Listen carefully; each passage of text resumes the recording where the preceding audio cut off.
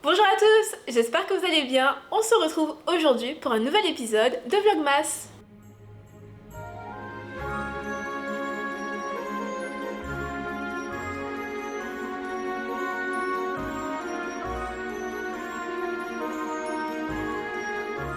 L'heure est venue de faire le bilan. L'heure est venue de faire le tour de tout ce que j'ai accompli cette année dans ma carrière d'autrice, de parler des hauts, des bas, des échecs, des succès, des réussites. L'an dernier, j'ai publié une vidéo similaire, une vidéo dans laquelle je vous partageais tout ce que j'avais écrit durant l'année, tous les projets que j'avais publiés durant l'année et aussi tous les événements littéraires auxquels j'avais participé. Cette vidéo m'a été hyper utile, elle m'a permis de prendre un peu de recul en fait sur mon année. Donc j'ai eu envie de faire quelque chose de similaire pour 2025. Comme dans cette autre vidéo, j'aimerais donc parler aujourd'hui de tout ce que j'ai écrit en 2025, de tout ce que j'ai publié en 2025 et des événements littéraires importants auxquels j'ai participé. Cette vidéo va aussi être l'occasion pour moi de répondre à la question qu'on m'a le plus posée cette année, la fameuse question concernant la sortie du tome 3 de La Semeuse de Vent. Aujourd'hui, je vais enfin répondre à vos questions, je vais enfin tout vous dire. On va commencer avec mes publications. Qu'est-ce que j'ai publié cette année? Comment s'est passée mon année en termes de publication? Alors cette année, j'ai eu deux publications importantes. En mai 2025, le 15 mai 2025 pour être plus précise, le tome 2 de La Semeuse de Vent, La Chèvre Noire, est sorti au format poche dans toute la francophonie. Comme vous êtes plusieurs à le savoir, ma série La Semeuse de Vent est d'abord publiée au Québec et ensuite, environ un an après, mes livres sortent dans le reste de la francophonie au format poche avec donc Folio Fantasy. Donc cette année, ce printemps, le tome 2 de La Semeuse de Vent est sorti au format poche et il est maintenant accessible dans toute la francophonie, donc en France, en Belgique, aux Antilles françaises aussi, donc Guadeloupe, Martinique, également en Guyane. Il était donc disponible au Québec depuis février 2024 si je ne me trompe pas, mais il était très difficile à acheter, à acquérir en dehors de la province. Je suis vraiment contente de savoir que plus de gens peuvent se le procurer plus facilement. Donc voici le tome 2 de La Semeuse de Vent version grand format. Cette couverture et cette édition ne peut malheureusement être trouvée qu'au Québec. Et voici le livre au format poche et normalement vous devriez pouvoir trouver donc cette version du livre un petit peu partout dans la francophonie. Maintenant pour ce qu'il en est de ma deuxième publication en 2025. À l'automne 2025, j'ai été publiée dans un recueil de nouvelles, le recueil Territoire Enchanté, Royaume Ensorcelé. Ce recueil est l'un des premiers, voire je pense le premier recueil dédié à la fantasy publié au Québec. 10 auteurs québécois, dont moi, ont été choisis pour participer à ce recueil, pour écrire une nouvelle pour ce recueil. Je suis vraiment super fière d'avoir pu participer à ce projet, d'avoir été inclus dans ce projet. Donc voilà, deux publications cette année, une publication dans un recueil et la réédition poche donc du tome 2 de La Semeuse de Vent. Maintenant, en ce qui concerne les événements, j'ai participé un petit peu moins d'événements cette année par rapport à 2024 je pense. Alors au tout début d'année, j'ai participé à la nuit de lecture avec l'autrice J.D. Curtness. C'était un événement virtuel durant lequel on a pu lire des extraits de nos livres. C'était très convivial comme événement, très intime, très simple aussi puisque c'était virtuel. Je suis vraiment contente d'avoir été invitée donc à pouvoir y participer. Je suis contente d'avoir pu y participer avec J.D. Curtness qui est une autrice que j'aime beaucoup. Je vous avoue, quand j'ai fait ma liste, lorsque j'ai scripté cette vidéo, j'avais complètement oublié cet événement parce que c'était en janvier, donc vraiment au début d'année. J'ai l'impression que c'était il y a tellement longtemps et ça m'a trop fait plaisir de me rappeler cette petite soirée parce que j'ai beaucoup aimé donc participer à la nuit de lecture. En février, j'ai donné une conférence sur l'afrofuturisme à Ottawa. Je pense que j'ai fait un réel sur Instagram pour cet événement. Un autre événement que j'ai beaucoup aimé, c'était un événement organisé par la bibliothèque d'Ottawa. Il n'y avait pas tant de personnes que ça présente, mais j'ai vraiment juste beaucoup aimé l'organisation, l'événement en lui-même. J'en garde un super souvenir. Et si vous étiez là à cet événement, n'hésitez pas à le dire dans les commentaires. Je suis vraiment curieuse. En mai maintenant, donc au printemps, je me suis envolée pour la France pour faire la promotion donc de la sortie poche de La Chèvre Noire. J'ai eu le privilège de participer aux Imaginales, un autre de ces festivals littéraires auxquels je voulais participer depuis très longtemps. J'ai été sur plusieurs tables rondes aussi, ce qui est vraiment génial. J'ai aussi rencontré quelques lectrices, quelques lecteurs durant les périodes de dédicaces. Je me sens trop chanceuse d'avoir pu y participer. Je suis super reconnaissante en fait envers Gallimard parce que c'est Folio, donc Gallimard qui a organisé pour moi ce voyage. Et durant mon voyage en France, j'ai aussi été présente dans 2 librairies, donc la librairie Calypso à Paris et la librairie Les Quatre Chemins à Lille. Et enfin l'autre événement majeur auquel j'ai participé cette année est l'événement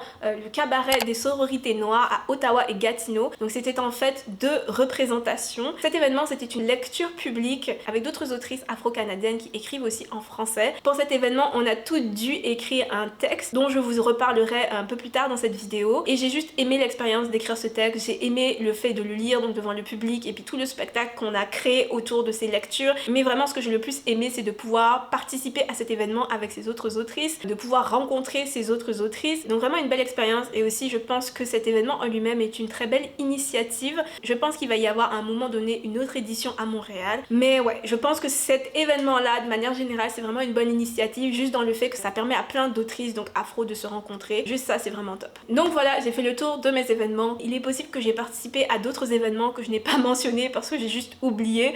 Mais ouais, ça a été une année vraiment top aussi niveau événements et je suis plutôt contente, plutôt satisfaite de ce que j'ai pu vivre en fait en 2025. Parlons maintenant de ce que j'ai écrit. C'est ma section préférée de ces vidéos parce que c'est la section sur laquelle j'ai vraiment le plus d'influence. Cette année, niveau écriture, j'avais 2 gros objectifs. Le premier, c'était de terminer la rédaction du tome 4 de La Semeuse de Vent et le deuxième, de rédiger le premier jet d'un autre projet d'écriture appelé Projet Traversée. Je ne sais pas comment vous dire en fait à quel point je suis contente d'avoir atteint ces 2 objectifs. On va commencer par le tome 4 de La Semeuse de Vent que j'ai commencé à écrire en 2024 mais que je n'avais pas terminé à la fin de 2024. Début 2025, je me suis dit cette année vraiment je dois finir ce 4e livre. Je veux en terminer avec la rédaction de ce premier jet. Je veux pouvoir commencer à rédiger une histoire en dehors de l'univers de La Semeuse de Vent. Vous m'avez vu le finir puisque je me suis filmée en train de le finir. J'ai fait un vlog pour vous annoncer que j'avais terminé donc de rédiger mon premier jet. Je suis trop fière, trop contente d'y être parvenue. Maintenant le deuxième projet que j'ai écrit cette année, vous m'avez vu le faire durant ce vlogmas. Je vous ai partagé il y a quelques jours la vidéo que j'ai filmée pendant que je terminais d'écrire donc ce premier jet. Et ce projet c'est Projet Traversée, un autre projet très cher à mon cœur que j'ai commencé cette année et aussi terminé cette année. Je suis aussi très contente d'avoir pu rédiger le premier jet de cette histoire. Une partie de moi craignait un petit peu de devoir continuer de travailler sur ce premier jet durant l'année 2026 mais finalement j'ai réussi quelques jours avant Noël, quelques jours avant le nouvel an, j'ai réussi à mettre un point final à ce premier jet. Dans les autres choses que j'ai écrites cette année, il y a le petit texte que j'ai rédigé pour l'événement Cabaret des sororités noires. On était supposé écrire une lettre dans le cadre de cet événement et j'ai écrit une sorte de nouvelle sous la forme d'une lettre. J'aime beaucoup ce texte. C'est en fait un texte que j'ai écrit à partir d'une très vieille idée. J'ai essayé de faire quelque chose avec et d'aborder les thèmes de la sororité donc à travers cette nouvelle. Je suis plutôt contente de ce que j'ai fait. Peut-être que je vous partagerai cette nouvelle dans mon infolettre. En 2026, il y a beaucoup de choses que j'aimerais faire et l'une des choses que j'aimerais faire c'est utiliser un petit peu plus mon infolettre. J'ai essayé de poster des infolettres mensuelles en début d'année mais j'ai très vite arrêté parce que je savais pas quoi écrire mais j'aime vraiment beaucoup le format infolettre donc j'aimerais beaucoup le reprendre en 2026 et je me dis peut-être que ça pourrait être intéressant en fait de vous partager cette nouvelle via mon infolettre. Je sais pas si ça vous intéresse, si vous aimeriez beaucoup découvrir ce texte. Dites-le moi dans les commentaires. Donc voilà pour ce que j'ai écrit en 2025. Terminer 2 livres en une seule année, c'est beaucoup pour moi. Je suis super contente, super fière comme vous le savez. L'année prochaine j'ai quelques objectifs d'écriture bien sûr, mais je peux déjà vous dire que je ferai certainement beaucoup plus de corrections que de rédaction en 2026. Maintenant en ce qui concerne le tome 3 de La Semeuse de Vent, on arrive enfin à ce moment de la vidéo où je vous explique qu'est-ce qui se passe avec le tome 3 de La Semeuse de Vent, quand est-ce qu'il sort, qu'est-ce qui est arrivé exactement concernant ce tome 3. J'ai plus ou moins sous-entendu dans d'autres vidéos vlogmas que j'avais vécu un moment extrêmement décourageant concernant ce livre sans jamais vraiment rentrer dans les détails. Ce que j'ai appris au début de l'été, c'est que ma maison d'édition n'était plus trop sûre qu'elle souhaitait publier la suite de La Semeuse de Vent à cause des ventes en fait des tomes 1 et 2 considérés pas assez élevés. Alors c'est quelque chose que je comprends entièrement, j'en ai parlé plusieurs fois sur cette chaîne, je comprends en fait que les maisons d'édition aient besoin de faire de l'argent. Je sais que les maisons d'édition sont des entreprises et je savais aussi en me lançant dans une série de 4 livres que c'était quelque chose qui pouvait m'arriver. Donc disons que j'ai pas été trop surprise lorsque j'ai reçu la nouvelle. Ça m'a beaucoup attristée, ça m'a beaucoup découragée, mais je comprenais en me lançant dans la publication de cette série que c'était une possibilité, que c'était quelque chose qui pouvait très bien arriver. Néanmoins, cette situation, ajoutée à d'autres choses, ça m'a beaucoup découragée. Donc au début de l'été, c'est à ce moment-là où j'ai eu ce moment de remise en question et je me suis demandé si je voulais vraiment poursuivre dans cette voie, si je voulais vraiment continuer de publier des livres. Heureusement, j'ai un excellent agent qui a travaillé toute l'année avec ma maison d'édition pour essayer de trouver une solution, pour essayer de faire en sorte que la suite de la série puisse sortir, puisse rejoindre en fait les lecteurs qui seraient intéressés à la lire. Et en novembre, j'ai appris qu'il y avait peut-être une solution, que de nouvelles options s'offraient à moi. Donc vous pouvez l'imaginer, ça a vraiment été un grand soulagement. Mais comme vous pouvez le voir, plusieurs mois se sont écoulés entre le moment où j'ai appris que peut-être que la suite de ma série sortirait jamais et le moment où j'ai appris que peut-être qu'il y avait une solution. Entre temps, ça a été un peu les montagnes russes, je savais pas vraiment ce qui allait se passer. Parfois, j'avais l'impression que quelque chose de trop positif allait se passer et puis finalement non. Et finalement, la réponse à la question quand est-ce que le tome 3 sort, et malheureusement, je ne sais pas. Je ne sais toujours pas quand est-ce que le tome 3 va sortir. Ça ne me dépend malheureusement pas de moi. Mais lorsqu'on choisit de publier avec un éditeur, lorsqu'on choisit la voie traditionnelle pour publier un livre, c'est aussi en quelque sorte ce qu'on choisit. Selon le contrat qu'on signe, selon les droits qu'on accepte de céder, selon la durée durant laquelle on accepte de céder ses droits, on accepte aussi de perdre un peu de contrôle sur son œuvre, c'est la contrepartie. Je vous avoue, cette situation m'a découragée, mais m'a aussi beaucoup frustrée, et c'est ça qui m'a fait remettre en question mon envie de continuer en fait à publier des livres. Le manque de contrôle sur certains aspects du processus éditorial me frustre beaucoup, et ce n'est pas récent, c'est pas forcément cette situation qui a fait en sorte que ça a commencé à me frustrer. Cette situation a juste exacerbé ce sentiment de frustration. Le fait aussi de devoir accorder ma confiance, de devoir accorder à d'autres des droits sur une œuvre que j'ai écrite pour finalement gagner un pourcentage assez peu élevé de sa commercialisation. C'est beaucoup de choses que j'ai ruminées durant l'été. Toutes ces choses-là m'ont causé un grand sentiment de frustration. Je ne suis pas encore parvenue à une grande décision par rapport à tout ça. Je sais juste que j'aime beaucoup écrire, j'aime partager mes écrits et je veux continuer de le faire. Je veux, comme je vous l'ai dit au début de ces vlogmas, vraiment que ça finisse par devenir donc ma carrière à temps plein. Maintenant, pour ce qui est des détails, pour ce qui est du reste, je me questionne encore. Peut-être vais-je un jour me laisser tenter par le statut d'auteur hybride, donc publier un peu en maison d'édition mais publier aussi de manière indépendante, donc en auto-édition. Peut-être qu'un jour je vais publier une œuvre de manière indépendante juste pour voir ce qui s'offre à moi de ce côté-là, comment ça fonctionne. Je réfléchis encore, je regarde encore ce que je veux faire, ce qui m'intéresse, mais une chose est certaine, c'est que je me questionne beaucoup depuis quelques mois. Donc voilà ce qui se passe avec le tome 3 de La Semeuse de Vent, voilà ce qui s'est passé. Pour l'instant, la réponse à la question quand est-ce que le tome 3 sort, et malheureusement, je ne sais pas. Et comme je vous l'ai dit, ça ne dépend aussi pas entièrement de moi. Donc voilà, on arrive à la partie de la vidéo où je vous parle de mes objectifs d'écriture pour 2026.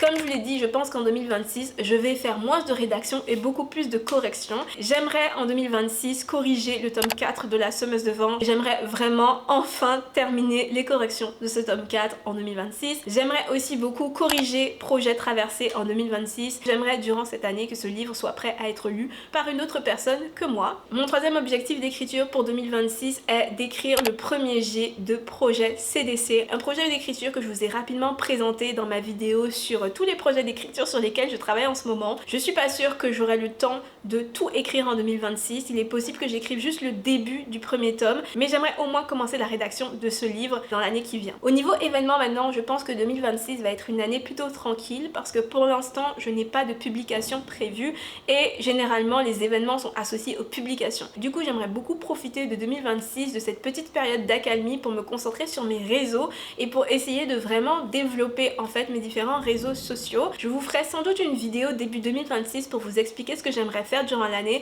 Il y a plein de choses que j'ai trop hâte de débuter, mais ouais, j'ai des plans pour mon compte Instagram, j'ai des plans pour cette chaîne YouTube bien sûr et peut-être pour d'autres réseaux. Je vous en parlerai donc dans cette autre vidéo qui devrait sortir au début 2026. Et nous sommes maintenant arrivés à la fin de ce bilan. J'espère vraiment que cette vidéo vous aura plu. Je vous ai pas mal teasé durant tout ce vlogmas concernant donc le tome 3 de La Semeuse de Vent. Je m'excuse pour ça, c'est juste que j'attendais de voir si je recevais de nouvelles informations. Maintenant vous savez, mais je pense que finalement l'explication, la vraie histoire n'est pas si intéressante que ça, ni si surprenante que ça. Mais voilà, merci vraiment beaucoup d'avoir regardé cette vidéo jusqu'ici. Si vous l'avez aimée, si vous l'avez trouvée un petit peu intéressante, n'hésitez pas à la liker, n'hésitez pas à me partager dans les commentaires si vous aussi vous avez des objectifs d'écriture pour l'année à venir. J'espère que 2026 va être une super belle année pour nous, une année remplie de succès, d'écriture, de réalisation. Sur ces mots, on se retrouve demain pour un prochain épisode de Vlogmas. Portez-vous bien et à bientôt!